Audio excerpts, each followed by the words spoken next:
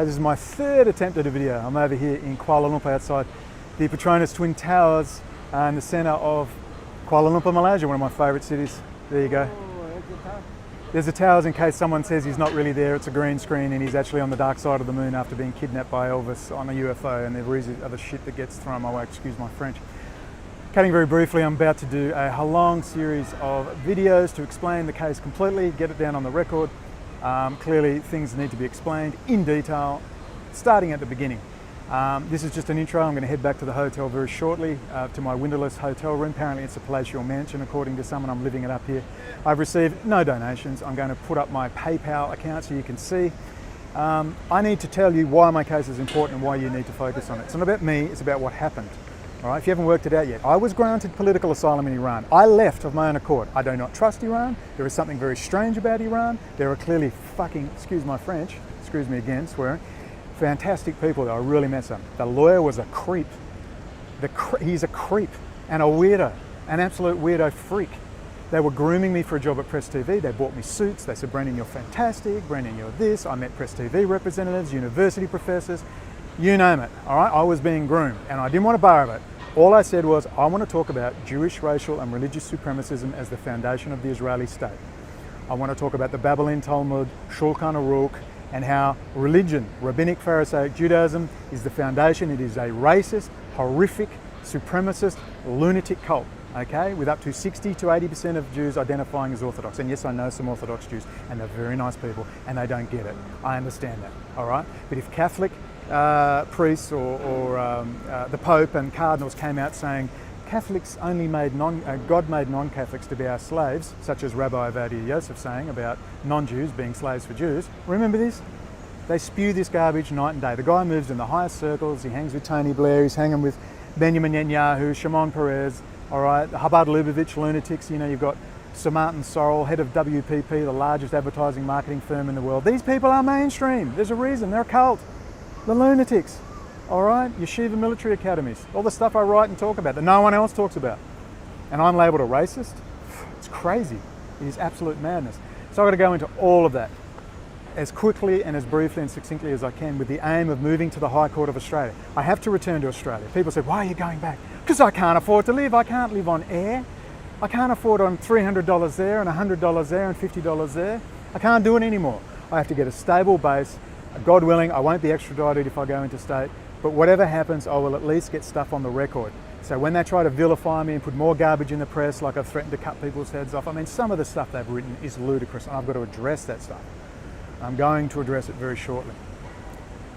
It's been a hellish 8 years, I'm telling you. I've tried everything I can. I haven't helped myself, admittedly. I've been ranting. I've had to edit my blog heavily. I look back at some of my posts and, dear God, it's not becoming of me, truly, but they tortured me in more ways than you can imagine. The amount of harassment I received was horrendous. You know, I'm the guy that got rung by Minister Joe Francis. I can prove that. The DPP admits the call took place. What do you think we talked about? That's a minister ringing me. I didn't ask to ring him, he rung me. And we talked for 32 minutes. We're going to go into that. I'm going to go into the people bad-mouthing me, like Mark Glenn, people like Dr. Frederick Tobin. You know, the revisionist movement. Where are you?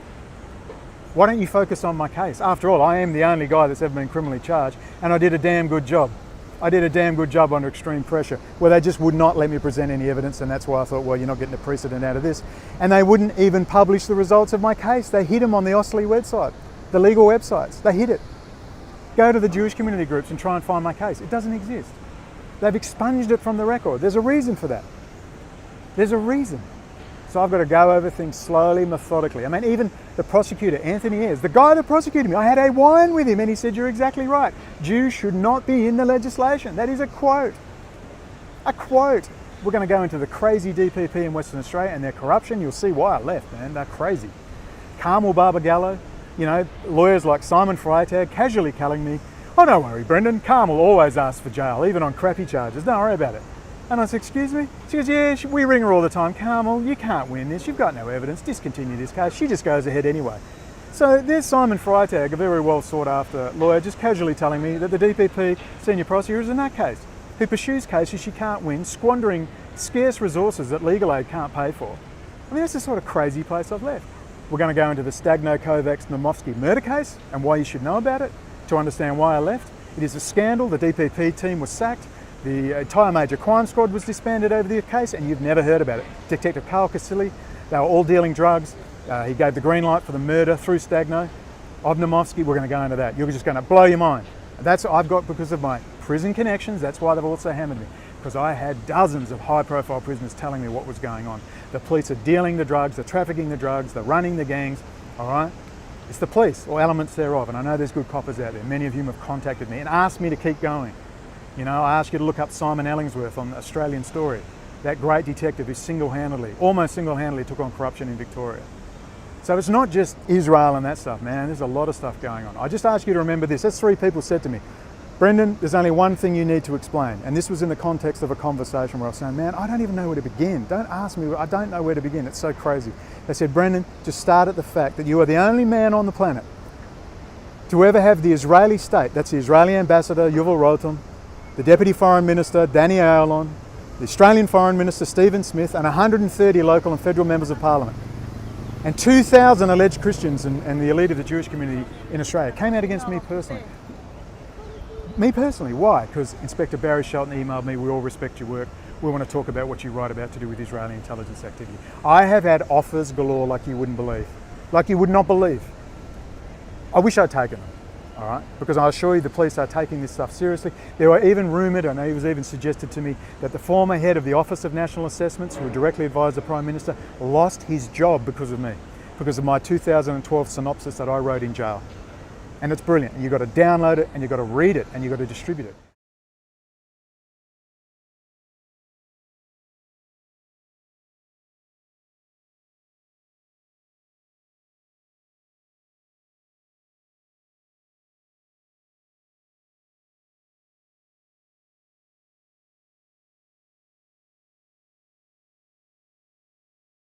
I need to get a legal team to get to the High Court where I will win, hands down.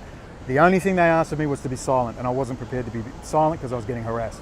And the only time I felt safe was to keep screaming, including screaming at the minister, if you don't investigate Liam Samuel Cashman for organising my beating in jail, I'll kill the bastard. And that was the front for a charge. But it worked. The minister rang me, so, you know, don't call me mad, Mark Glenn and others, Jonathan Aziz. I'm going to be talking about you. I'm sorry, I've kept my mouth shut for long enough. We're going to talk about Andrew Winkler, that little creep, Perth guy who runs the Rebel of Oz website. Apparently he's got some feud going with, I don't even know whose feud is with who. Every time I speak to someone else says, well, I'm not going to talk to you if you're talking to them. What is going on? That's why I'm going insane. I am going insane. You know, people, Henry Macau, I've fought with Henry Macau for 10, 11, 12 years. I've known Henry online. And we fought and argued, but Henry will always allow an alternative opinion on his website. I don't care what you say. I don't agree with everything with Henry, and he doesn't agree with everything from me.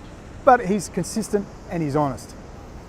And people have said, well, we're not talking to you if you talk to Henry Macau, he's a Jew, or he's a nut, he talks about the Illuminati. You know? Look, I mean, it's madness. The stuff, the crap that comes out of people's mouths. I've had it. I've absolutely had it. Well, we're not talking to you because you keep pushing Christopher Berlin. Yeah, the premier guy that writes the best stuff on 9/11. I'm sorry, what am I meant to do? It's madness. It's sheer and utter, unadulterated madness. The whole so-called truth movement is a bowel movement. It's a bowel movement. It's not a truth movement, it's a bowel movement. It's just weirdy, wacko people with nothing better to do, half of them on mental health pensions, and I'm sorry because I know some people that are good people on mental health pensions who've assisted me, but they've still got 2 brain cells. Many are traumatised by the system. I'm telling you now, man, if you want to know who rules, just look up the pedophile rings. Dear God, where to begin on that? And that's another issue I have to take up. The information I've received from people on major organised crime figures, the police, judges. So if you think it's just Israel on my back, I've single-handedly taken on, you wouldn't believe. Remember, WA is an obscure little place, but it's also home to retired special forces, British, South African intelligence. Yeah, South African intelligence, all retired in Western Australia. And you know the ties between Israel and them. I'm telling you now, WA and Perth, the capital city, is a little cesspit of corruption. It's very clean, it's very tidy, and it's very nice, but it is a cesspit of corruption. And we're going to talk about it.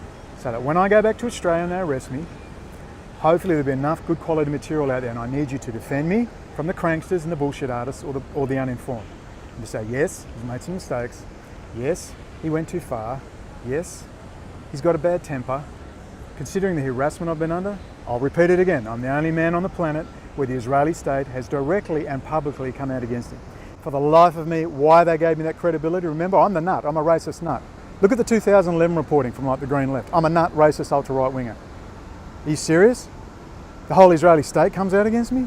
Me personally. We've organised this in direct response to Brendon O'Connell. They said screenshots of them talking about me when Brendon O'Connell, we wanted to express support for Israel. I'm a nut. Why would you need to express support? What's going on? I'm a nut and I've got, what, 5 people supporting me, all over 60, for crying out loud? I mean, it's madness. The whole thing is completely and utterly insane. And I need to explain this stuff to you. So this is just the introduction. I don't know how many videos it's going to be, but I'm going to head back now because it's damned hot. It's Malaysia, baby. It's Kuala Lumpur.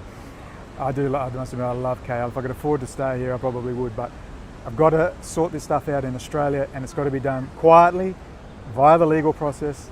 If I have to pull down blogs, if I have to pull down YouTube channels, that's fine. Whatever it takes. It must be handled quietly in the court system.